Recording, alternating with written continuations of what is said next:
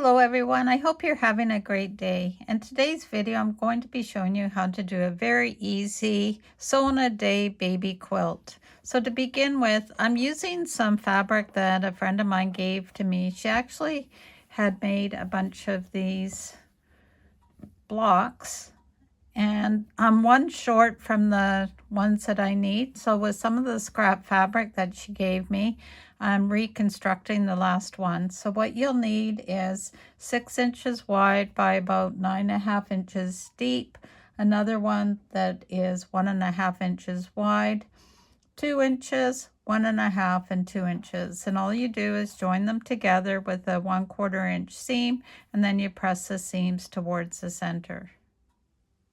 So now that I have this block joined together, what I've done is I've just quickly sized it to 9 inches deep just because some of mine are uneven and I wanted to start with all the same size. So you're going to need 16 blocks in all. If you are using directional fabric, you will need to be paying attention to the next step. What we're going to be doing is making 4 rows. Each row is going to have 4 blocks going across. And what we'll do is we'll make 2 rows where they're like this. So we're joining the shorter or the narrower ones with the wider panel on the next block.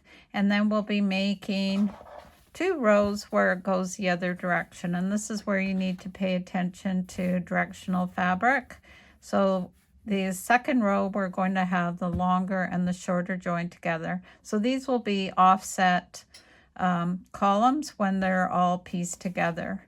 So I'm going to go ahead and build my rows, and then I'll show you how we finish this into a quilt as you go.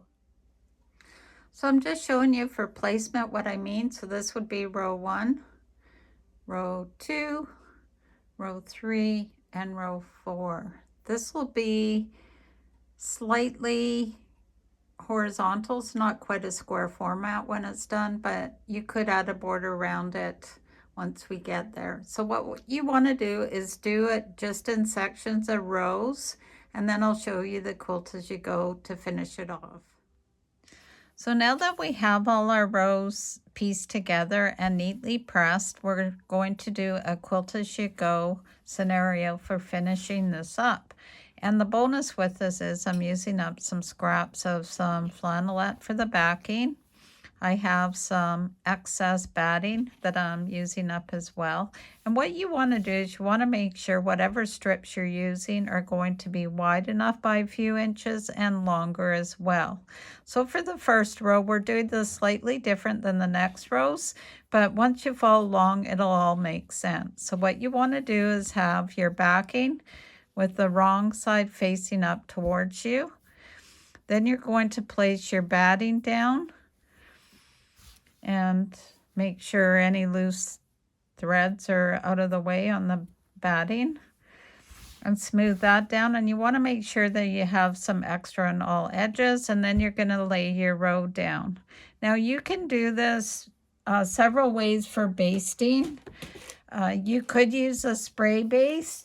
You could use a glue base. I'm going to use pins. I've got this jar of quilting pins. Some are curved, and I'm going to place some about a hand width all the way around. So I'll do that, and then I'll show you how we stitch this down.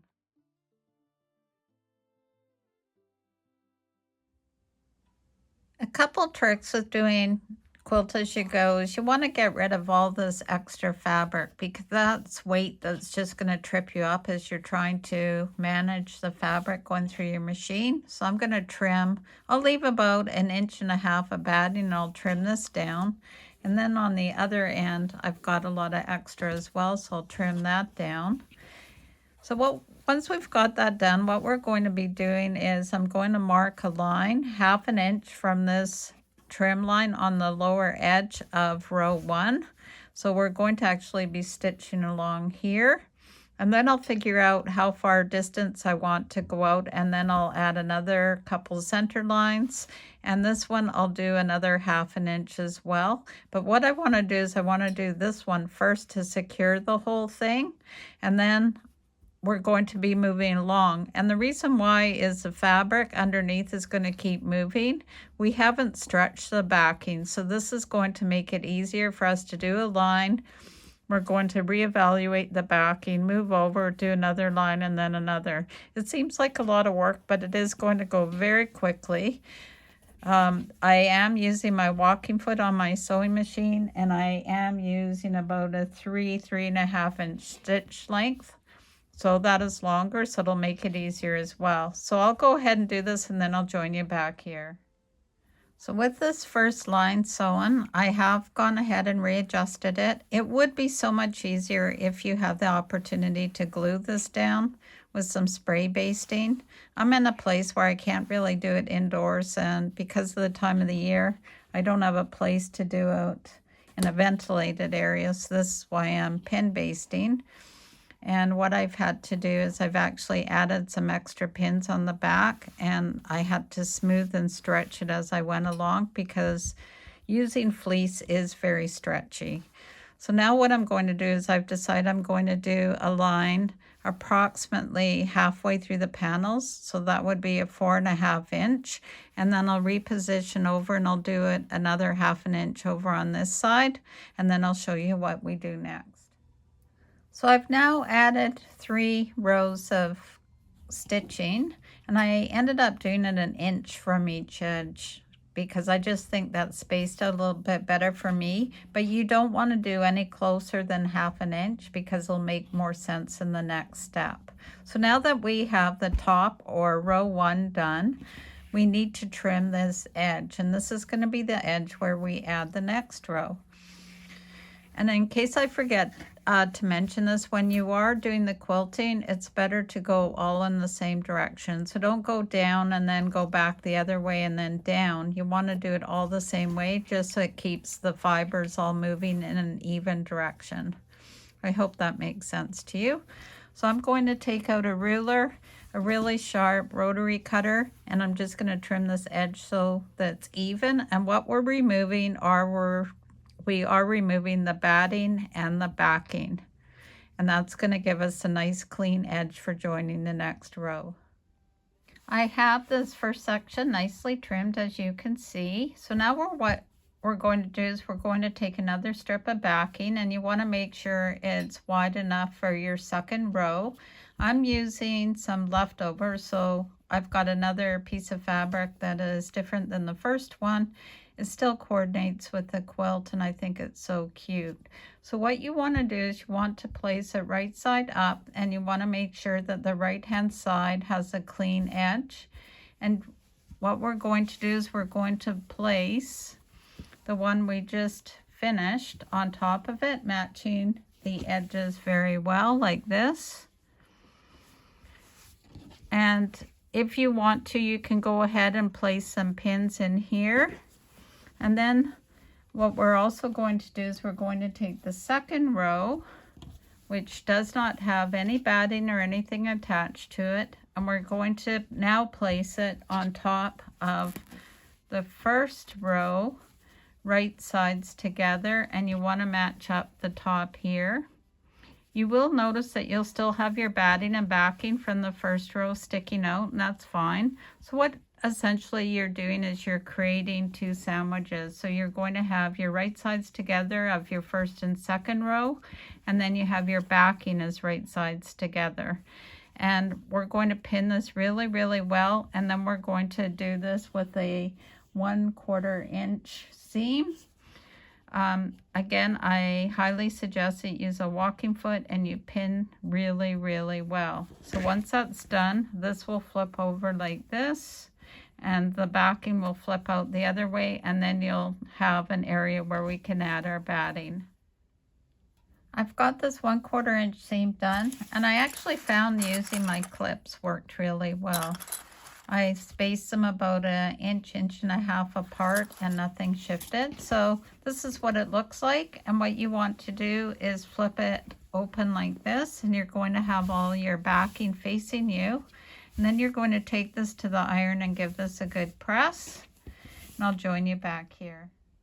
So for the next one, I've actually trimmed the batting to be the same width as the rows that I'm piecing, that I had pieced together, and they're just around 9 inches wide.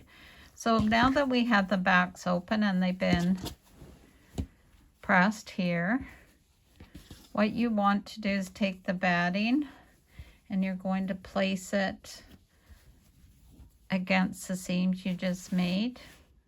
And you're going to make sure it's tightly sitting there. And again, this would be a good opportunity to glue base this, or some people I've heard they actually even use a glue stick to hold them in. Make sure whatever you use is washable so it comes out. And then what you will do is you'll be flipping the top,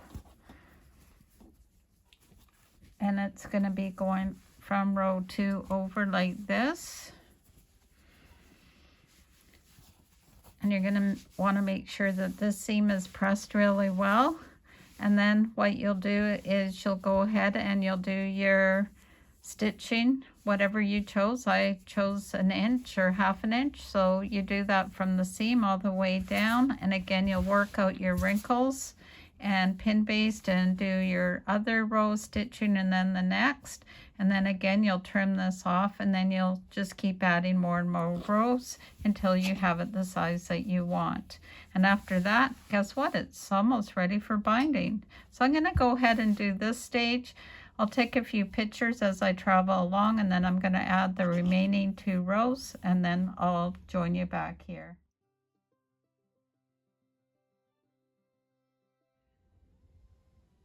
Okay, I've just attached the 3rd row, and I've decided to use painter's tape as a way to marking my stitching line, and it worked well because underneath I was able to have pins as well. So I'm going to go ahead and do the center one, the other seam, trim it, and then I've got the last one to go. And also, it's a good time to check to make sure your directional fabric is all going the right way. So that's something to double check before you actually start stitching. And then just to show you quickly on the back side that I have the white flannel, the brown. I only had enough for 1 row, and now I've got another row of the white, and the last one will also be another one like this. So it's turning out really well, and it's very cuddly. So I now have all 4 strips joined together, including the batting and the backing. It will measure around 40 by 34 when it's done. Very easy. Took me less than 3 hours to do this portion of it, the quilting part, and that included cutting all the strips and trimming. So I hadn't prepared any of that in advance. I'll just cut here and I'll show you the back. So here's the back. I'm just showing you how I used 4 different scraps of flannel.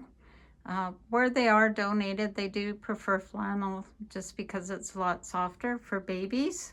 So next I'm going to square this up, put a binding on it, and then call it all done.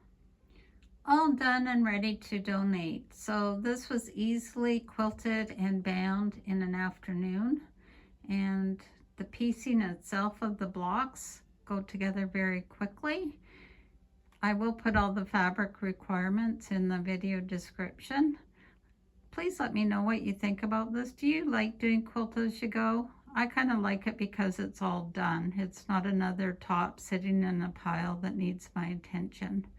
So please like, share, comment. Until next time, sew safely and sew with Debee. Have a great day, and bye for now. I have to show you the label that I made for the back. This is some of the leftover fabric sewn to the muslin labels that we get through our quilt group. And then I sewed it on and included it when I bound it. I think it's just adorable. Take care. Bye now.